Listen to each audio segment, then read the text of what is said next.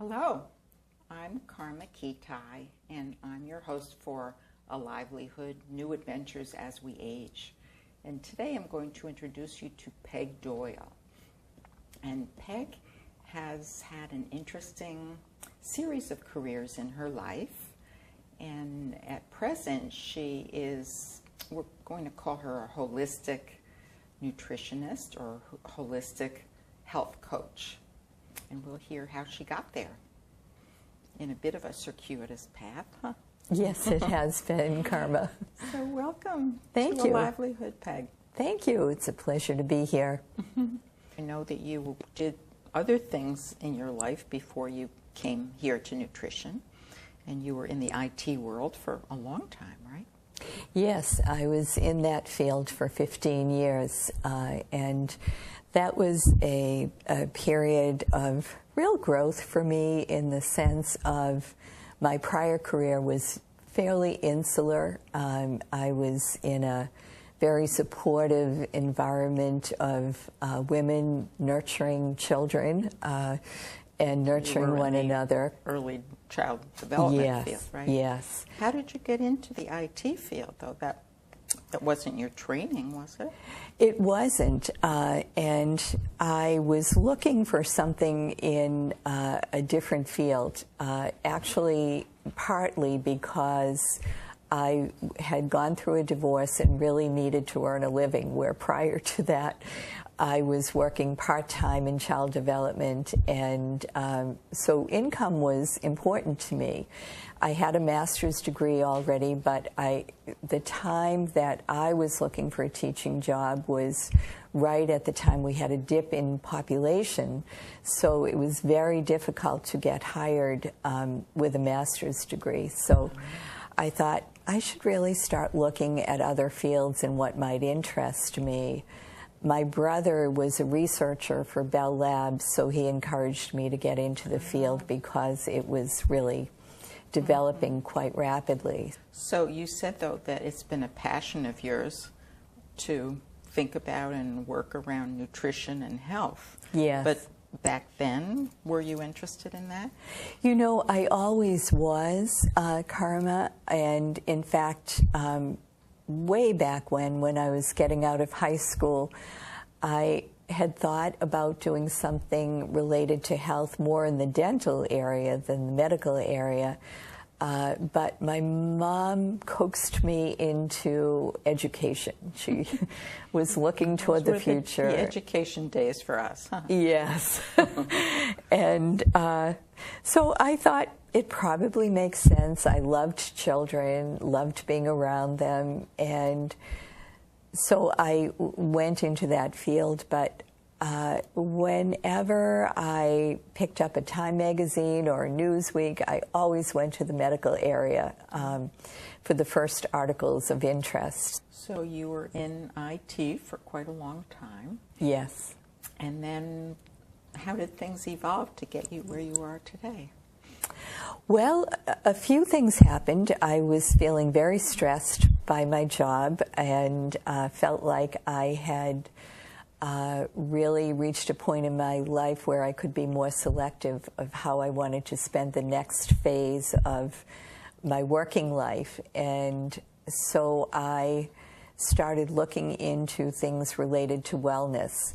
I also was approaching 50 and started to see some issues in my own health where I thought, I really need to pay more attention. What has really evolved for me, when I was in nutrition school, the director always encouraged us to get away from thinking we can save the whole world, because we want to do that, and instead think about who do you most connect with or relate to. And when I thought about that, try to define a niche. Yes. And when I thought about that, I realized that it's women at midlife who I really connect with, because most women at that point are beyond counting calories and doing rapid weight loss programs, and are really more focused on their health. So that's really the area that I have a lot of interest in. Women who really want to be healthy and are either unsure of what healthy eating is or just don't know how to put it all together in terms of their busy lives and the other things that get in the way of their eating well. How do you explain to people what healthy, normal eating is? Well, for anybody I see, I start out with a complimentary health consultation to really get a sense of whether they're ready to do this kind of work. And then through that, whether they're ready mentally to make some changes. Mm-hmm. We explore some of the lifestyle issues that a person is experiencing and what their goals are.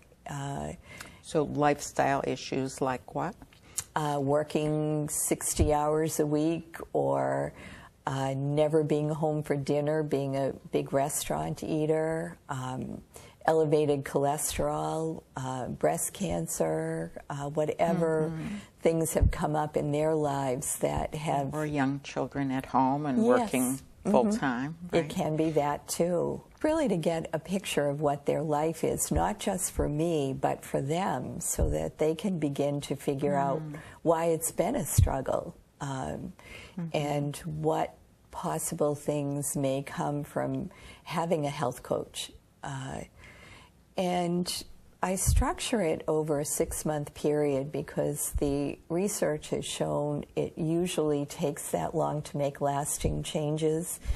And the last thing I want is for somebody to just get a taste of it and then not have the support to really make it last for them. So we do a lot of different things depending on what each person's needs are. For some, it's weight loss, and so we focus a lot on whatever their issues are around weight, whether it's night eating or portions or wrong food choices. But it's never about deprivation or guilt. What I've experienced in my work is that when good quality foods are introduced, they crowd out the foods that have been causing the weight gain or causing the acid reflux or the migraine headaches or whatever the particular problems are that people have been having. So I know you've mentioned nutrition school, but I think you went through an interesting training program that was quite holistic, right? Yes. When I decided to formalize my nutrition training, I realized I did not have an interest in becoming a dietitian, and mainly because, while I feel it has value from a research perspective, it didn't connect me with people on a holistic lifestyle basis. So I looked around and found a school in New York, the Institute for Integrative Nutrition, and that really appealed to me. And at the time I attended, it was an in-person program on weekends, and it's become so successful that they have transitioned into an online program so that people from all over the world can participate. What really came out of it was this sense that everybody had their nutrition theories based on their research, but they were all a little bit different. So what I took away from that is there is no one perfect way to eat, and it just takes time and attention to figure out what the best way is for any one of us to eat. Okay, well, thank you so much for being here, and I'm very interested in nutrition, as you can see, and I'm glad to talk with you. And you know a lot about it, Karma. So thank you.